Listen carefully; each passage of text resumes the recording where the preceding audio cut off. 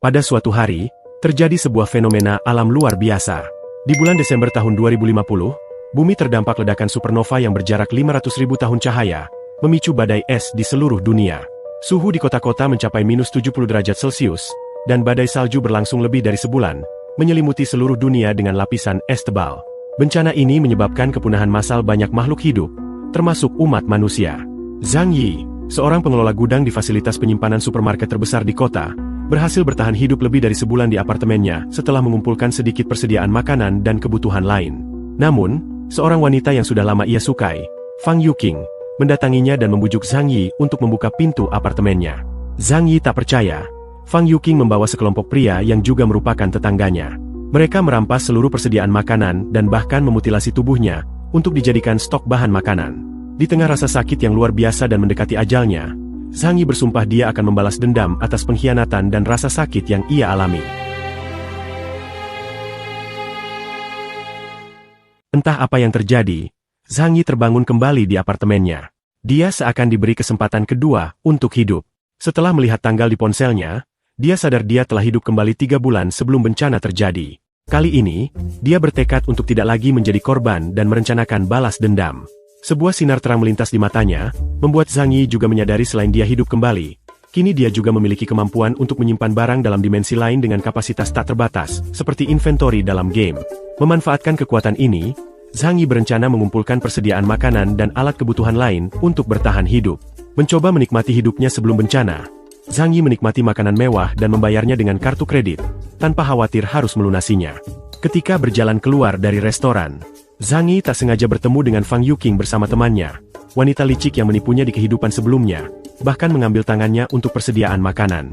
Dia lalu berpura-pura ramah pada Fang Yuqing dan temannya, mengajak mereka belanja bersama, sambil menyimpan rencana balas dendam di hatinya.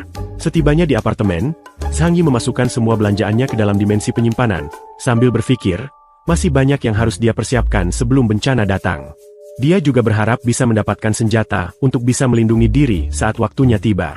Keesokan harinya, Zhang Yi mengeluarkan makanan dari tempat penyimpanannya, menyadari makanan tidak akan pernah busuk selama tersimpan di sana. Zhang Yi kemudian memesan ribuan porsi catering makanan mewah untuk segera dikirim, dengan alasan akan mengadakan pesta besar. Kemudian, Zhang Yi mengambil sertifikat apartemen dan menggadaikan apartemen dan barang berharga lain miliknya untuk pinjaman besar, sebelum uang kehilangan nilainya ketika bencana musim dingin datang. Dia berhasil mengumpulkan dana 9 juta yuan, atau setara 20 miliar rupiah. Zhang Yi segera memulai persiapannya. Zhang Yi menghubungi perusahaan keamanan terbaik untuk mengubah rumahnya menjadi benteng berlapis baja, memasang kaca anti peluru, sistem pemanas dan penyaringan udara, serta kamera pengawas 360 derajat, dan pintu brankas baja. Ia juga meminta akses senjata, yang membuat sang manajer terkejut, namun menyetujui semua permintaan Zhang Yi dan segera melakukan persiapan setelah Zhang Yi membayar uang mukanya. Selanjutnya, Zhang Yi mendatangi klub pemburu, dan membeli peralatan berburu dan busur panah sebagai senjata. Setibanya di lobi apartemen, pesanan makanannya telah tiba, menarik perhatian banyak orang dan juga Fang Yuqing, karena banyaknya truk yang berdatangan. Zhang Yi segera menyimpan semua barang ke ruang penyimpanan dimensinya, memastikan persediaannya aman untuk bertahun-tahun ke depan. Hari berikutnya, pekerja konstruksi mulai merenovasi apartemennya, merubahnya menjadi benteng baja yang tak tertembus. Sementara tetangganya bingung dan heran dengan semua perubahan Zhang Yi, namun dia tetap fokus, yakin mereka akan menyadari kebenaran pada waktunya. Zhang Yi juga membeli obat-obatan dari pabrik obat dengan harga tinggi, untuk memastikan dia mendapatkan semua obat, meskipun obat itu sudah dipesan pihak lain sebelumnya. Zhang Yi mulai menarik perhatian Fang Yuqing, yang penasaran dengan persiapan besar-besaran Zhang Yi. Fang Yuqing menghubungi Zhang Yi, penasaran dengan apa yang sedang Zhang Yi rencanakan, dan berkata bahwa dia sedang merindukan Zhang Yi. Tetapi, Zhang Yi mengabaikan perhatian palsunya, membuat Fang Yuqing kesal. Sementara itu, pembangunan benteng perlindungan Zhang Yi selesai, lengkap dengan sistem pengawasan di setiap lantai gedung.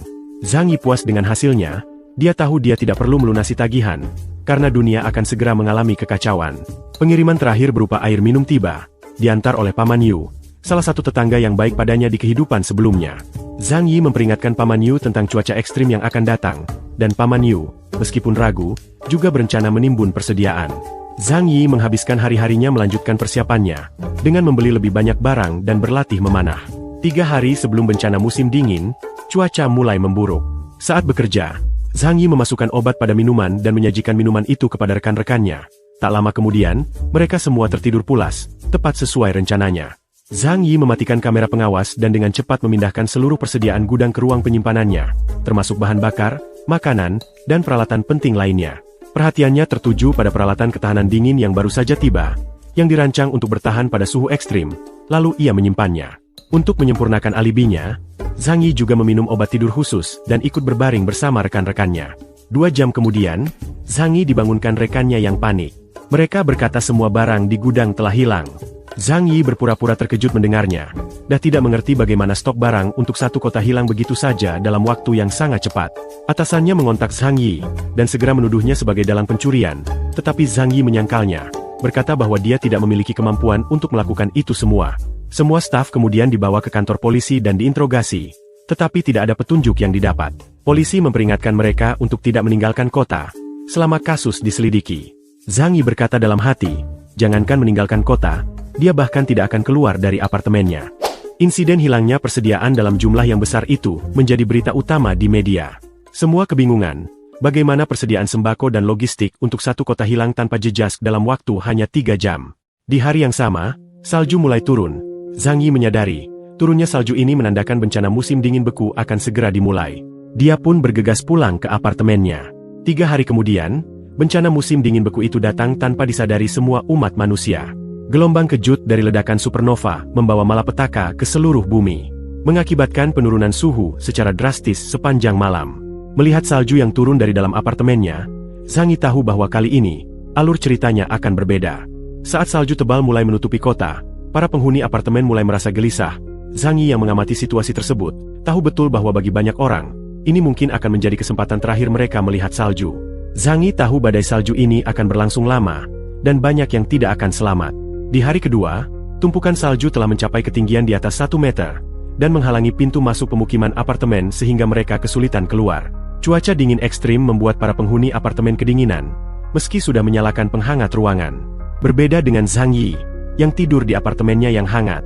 Zhang Yi lalu terbangun oleh telepon dari Fang Yuqing yang menanyakan tentang apa yang terjadi, dan hanya direspons dingin oleh Zhang Yi, yang mengakhiri percakapan tanpa memberi informasi. Fang Yuqing tanpa malu mengirim pesan agar Zhang Yi mengirimnya makanan karena dia tidak bisa keluar, dan mengetahui Zhang Yi telah menimbun banyak makanan. Zhang Yi membalas dengan mengirimkan foto hidangan daging dan minuman mewah yang akan dimakannya, membuat Fang Yuqing berkata dia akan menemani Zhang Yi untuk makan bersama. Namun, Zhang Yi menolaknya dengan sarkastis, berkata jika Yuqing mau, dia dapat membeli sendiri dan kemudian mematikan ponselnya. Ketika sedang menikmati makanannya, Zhang Yi menyadari sesuatu terjadi. Melalui kamera pengawasnya, Zhang Yi melihat Tianlin, sang pengurus gedung, mengumumkan agar para penghuni tidak panik karena badai salju akan segera berhenti dan melarang penimbunan bahan makanan, atau dia akan melaporkannya kepada polisi. Turun ke kerumunan, Zhang Yi dengan sengaja memancing Tianlin dengan mempertanyakan bagaimana Tianlin yakin bahwa badai salju akan segera reda. Pertanyaan ini membuat penghuni lainnya mendesak agar mereka diberi kesempatan menimbun bahan makanan, atau Tianlin harus bertanggung jawab jika sesuatu terjadi. Tianlin berkata bahwa pengurus gedung bekerja sama dengan otoritas kota, sedang melakukan penanganan, dan semua akan terkendali. Tianlin mencoba mengalihkan perhatian dengan menyalahkan Zhang Yi, memintanya untuk tidak melakukan provokasi, tetapi Zhang Yi tetap tenang dan tak peduli. Dia kembali ke apartemennya yang aman, menjauh dari semua keributan. Seminggu berlalu, salju terus menumpuk di sekitar gedung apartemen. Tianlin, yang tak tahan dengan kondisi tersebut, meminta bantuan Zhang Yi untuk membersihkan salju di pintu masuk. Zhang Yi menolak, menyebut usaha itu sia-sia, membuat Tianlin semakin marah. Tianlin mengklaim bahwa permintaan itu datang dari komite lingkungan, yang harus dipatuhi. Zhang Yi menyarankan agar Tianlin meminta bantuan Chen Zheng, bos konstruksi, atau Su Hao, pria kaya yang mampu membayar orang lain jika tidak mau bekerja. Dalam hatinya, Zhang Yi tahu bahwa Chen Zheng dan Su Hao termasuk orang-orang yang menjarah apartemennya dan menyiksanya di kehidupannya yang lalu. Tianlin nampak kesal. Dia lalu meminta bantuan kepada Chen Zheng dan Su Hao di grup chat. Melihat itu Chen Zheng marah, sementara Su Hao mengabaikannya dengan alasan kesibukan, yang membuat Tianlin semakin kesal dan menyalahkan Zhang Yi atas kekacauan yang terjadi. Merasa terganggu, Tianlin akhirnya menelepon Zhang Yi secara pribadi. Zhang Yi merasa jengkel, mengancam akan membunuhnya jika terus diganggu, membuat Tianlin ketakutan. Tak lama kemudian, Chen Zheng muncul di depan pintu Zhang Yi dengan marah, menganggap Zhang Yi berlagak sombong dan menentangnya. Saat Chen Zheng mulai menggedor pintu dengan ancaman, Zhang Yi mengarahkan busurnya, kemudian menembakkan panah, yang meluncur melewati lubang tersembunyi di pintunya. Tembakan panahnya tepat mengenai tulang kering Chen Zheng, yang membuatnya terjatuh sambil menjerit kesakitan, sementara Zhang Yi memperhatikannya dari lubang pintu apartemennya. Chen Zheng terkejut dengan keberanian Zhang Yi, menyadari bahwa pemuda yang tampak lemah ini ternyata berbahaya. Di tengah dingin yang menusuk, Chen Zheng mencoba menghubungi layanan darurat, namun terhalang oleh kondisi cuaca ekstrim. Dia berjuang mencabut panah dari kakinya dan mengirimkan ancaman di grup, berjanji akan membunuh Zhang Yi. Dengan penuh amarah, Chen Zheng memanggil semua anak buahnya, yang kemudian segera berkumpul di rumahnya. Dia memerintahkan mereka untuk pergi ke rumah Zhang Yi, untuk memberinya pelajaran. Tak lama kemudian, sekelompok orang bersenjata, dipimpin oleh seorang pria botak, tiba di depan rumah Zhang Yi untuk balas dendam. Saat mereka mencoba menembus pintu, senjata mereka patah. Mereka terkejut menyadari pintu itu terbuat dari baja. Bingung dan tak berdaya, mereka menyadari bahwa usaha mereka sia-sia. Zhang Yi, yang mengamati lewat kamera pengawas, segera mengambil selang air dan menyemprotkan air dingin ke arah sekelompok orang itu, menyebabkan banyak dari mereka tergeletak kedinginan di lantai. Hanya beberapa yang berhasil melarikan diri, sementara Zhang Yi puas melihat efek air dingin yang menjadi senjata mematikan dalam cuaca ekstrim itu. Di rumah Chen Zheng, beberapa anak buahnya yang selamat, menggigil kedinginan. Mereka melaporkan tentang pintu baja Zhang Yi yang sulit ditembus dan taktiknya menggunakan air dingin untuk menyerang. Chen Zheng, frustrasi, memerintahkan anak buahnya berjaga di sekitar rumah Zhang Yi untuk menangkapnya saat dia keluar.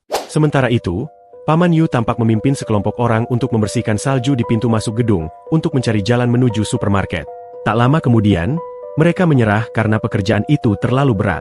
Dari apartemennya, Zhang Yi mengamati, yakin bahwa upaya manusia takkan mampu melawan salju yang menutupi dunia. Berita di televisi melaporkan penanganan bencana salju, namun Zhang Yi sadar bahwa 95% populasi dunia akan mati membeku dalam bencana ini. Fang Yuqing mengirim pesan kepada Zhang Yi, mengeluhkan persediaan makanannya yang menipis dan berharap Zhang Yi dapat memberinya sedikit makanan.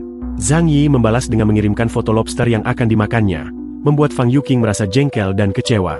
Sahabat Fang Yuqing, yang melihat hal itu, menghubungi Zhang Yi, dan berkata bahwa Zhang Yi telah membuat Yuqing sedih, dan harus bertanggung jawab. Zhang Yi menganggapnya sebagai drama kecil dan membalas dengan dingin, membuat sahabat Fang Yuqing itu pun kesal. Fang Yuqing dan sahabatnya mulai berpikir untuk mencari pria lain yang lebih mudah dimanfaatkan. Fang Yuqing lalu menghubungi Chou Peng, salah satu pemuda yang tergila-gila padanya. Chou Peng segera datang, memberikan persediaan makanan, berkata bahwa itu adalah semua makanan yang dimilikinya. Sahabatnya segera menutup pintu, tanpa membiarkan Chou Peng berkata lebih banyak. Fang Yuqing tidak peduli dengan itu, dan hanya memikirkan cara untuk membalas perlakuan Zhang Yi. 5 hari berlalu, dan salju turun semakin deras. Sementara Zhang Yi nampak menikmati makanannya, menunggu drama besar yang akan datang. Ketika listrik dan air terputus, suasana di gedung apartemen semakin suram. Para penghuni mulai keluar dari rumah masing-masing, saling bertanya apakah mereka memiliki sumber listrik cadangan. Dengan pemanas yang sudah tak bisa berfungsi, dingin yang mencekam mulai masuk ke dalam rumah. Bahkan, di balik selimut tebal sekalipun, rasa dingin itu seperti bisa membuat orang mati kedinginan. Di sisi lain, Zhang Yi yang baru saja selesai makan, dan dengan tenang, dia menyalakan generator listrik yang dia ambil dari gudang. Keadaan di luar memang sudah kacau, dan sadar bahwa kini, segala cara diperlukan untuk bertahan hidup. Tian Lin, anggota komite lingkungan, menggigil memeluk cucunya, terkejut membaca di grup otoritas kota bahwa badai salju ini adalah bencana global dan dampak besar telah dialami di semua kota. Pesan tersebut mengingatkan agar setiap orang segera menambah persediaan mereka. Tian Lin berencana untuk memanfaatkan situasi ini, lalu mengirim pesan ke grup penghuni apartemen, meyakinkan mereka bahwa bencana ini hanya sementara dan penanganan sedang dilakukan. Dia berkata bahwa dia mendapatkan perintah dari komite lingkungan agar mengatur distribusi persediaan. Sehingga, semua penghuni harus memberikan semua persediaan yang mereka miliki kepada dia, untuk selanjutnya didata dan didistribusikan secara merata kepada semua penghuni gedung. Dan siapapun yang tidak mematuhi, akan berurusan dengan polisi. Pesan pemberitahuan dari Tian Lin itu memicu ketidakpuasan, terutama dari Chen Zheng, yang merasa tidak nyaman. Namun, dia tahu bahwa perintah polisi harus dipatuhi. Zhang Yi ingat bahwa Tian Lin juga melakukan hal yang sama di kehidupan yang sebelumnya. Tian Lin menghubungi Zhang Yi untuk segera mengumpulkan makanan, karena dia pasti memiliki banyak, karena dia melihat Zhang Yi membeli banyak makanan sebelum bencana. Namun, Zhang Yi membalas dengan sarkastik, mengklaim bahwa dia juga kini kehabisan persediaan makanan. Hang Yi meminta Tian Lin untuk membawakan mie instan jika dia mulai mengumpulkan makanan. Tian Lin hampir pingsan karena marah membaca pesan dari Zhang Yi yang merusak rencananya. Namun, menyadari bahwa dia dan cucunya mungkin bergantung pada Zhang Yi di masa depan, Tian Lin menenangkan diri dan mulai merencanakan langkah berikutnya. Persediaan makanan menjadi hal terpenting, dan dia berusaha mengambil alih persediaan dari penghuni lain dengan harapan bisa mengelabui mereka. Tak lama kemudian, Zhang Yi memperhatikan melalui kamera pengawasnya, melihat Tianlin berhasil mengumpulkan beberapa persediaan dari para penghuni yang percaya padanya. Zhang Yi merasa bahwa orang-orang yang mempercayai Tianlin adalah orang yang bodoh, karena cuaca hanya akan semakin memburuk dan makanan akan semakin langka. Beberapa penghuni mulai mengeluh di grup chat penghuni, mempertanyakan kapan pembagian makanan dilakukan, karena mereka sudah kehabisan makanan. Tianlin hanya memperhatikan pesan-pesan dari para penghuni itu tanpa merespon. Dalam hati dia berkata bahwa semua persediaan ini adalah miliknya. Ketika cucunya memberitahu ponselnya berdering, Tianlin terkejut melihat Chen Zheng menghubunginya. Chen Zheng mengatakan dia kagum akan tipu daya Tianlin, namun Tianlin beralasan dia belum bisa membagikan makanan karena masih melakukan pendataan. Chen Zheng tak peduli, dan meminta Tianlin segera menyerahkan apa yang dia miliki, atau dia dan anak buahnya akan mengambilnya sendiri. Chen Zheng, bersama para rekannya yang kelaparan, menyerbu rumah Tianlin dan dengan kasar menampar wajah wanita tua itu. Dalam kekacauan tersebut, hukum tak lagi berlaku. Zhang Yi mengamati kejadian ini melalui kamera pengawas, sambil berpikir untuk membagikan rekamannya di grup penghuni gedung, ingin melihat respon mereka. Tianlin memohon agar mereka menyisakan sedikit persediaan untuknya dan cucunya, namun Chen Zheng malah menendangnya. Cucu Tianlin yang terkejut berusaha melindungi neneknya dengan menusuk salah satu anak buah Chen Zheng, tetapi ia malah ditendang hingga tak sadarkan diri, sementara yang lain tertawa. Chen Zheng tidak menunjukkan rasa kasihan dan menganggap bahwa wanita tua itu pantas diperlakukan demikian, karena mereka hanya menjalankan keadilan. Di grup chat penghuni, beberapa orang mendukung tindakan Chen Zheng, menyebutnya sebagai cara yang tepat menghadapi penipu seperti Tianlin. Zhang Yi, yang membaca komentar itu, merasa orang-orang tersebut bodoh dan tidak paham masalah yang sebenarnya. Hari ini rumah Tianlin, besok bisa jadi rumah mereka yang dijarah. Namun, bagi Zhang Yi, ini semua bukanlah masalahnya. Beberapa saat kemudian, Tianlin mengirimkan pesan di grup bahwa Dr. You sedang mengobati cucunya, dan dia membutuhkan obat-obatan. Membaca pesan itu, Zhang Yi teringat sosok Dr. You, seorang dokter baik hati yang ia kenal dalam kehidupan sebelumnya dan telah menyelamatkan banyak orang.